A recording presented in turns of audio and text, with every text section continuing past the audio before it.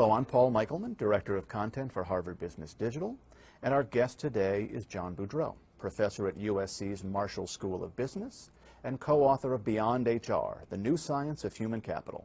John, thanks for joining the program. It's a pleasure, Paul.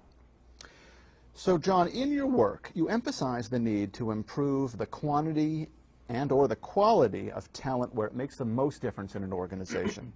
So implied here, it seems, is a two-step process. First, you need to determine where talent has the biggest impact. And second, you need to figure out how to improve the quantity or the quality of that talent. So first things first, how do we determine where changes in talent practices in the organization would potentially have the biggest effect? Well, that's a big question. Obviously, there's a great deal of analysis that goes on to connect business processes or strategy to talent.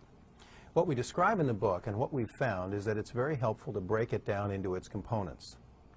So strategy questions often revolve around how we compete, what makes us different, how we're going to protect that difference, and how we create value. With that in place, we can begin to drop down and think about processes, resources, and other supporting elements.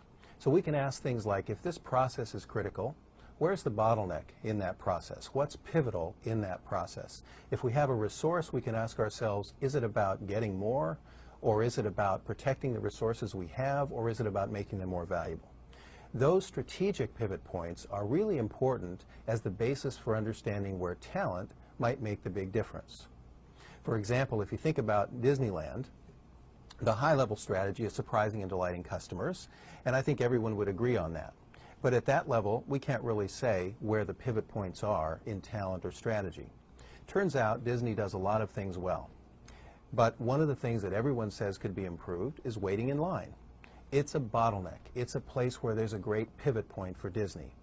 So the talent that might be most pivotal at Disney might be the talent or the organization that could make a difference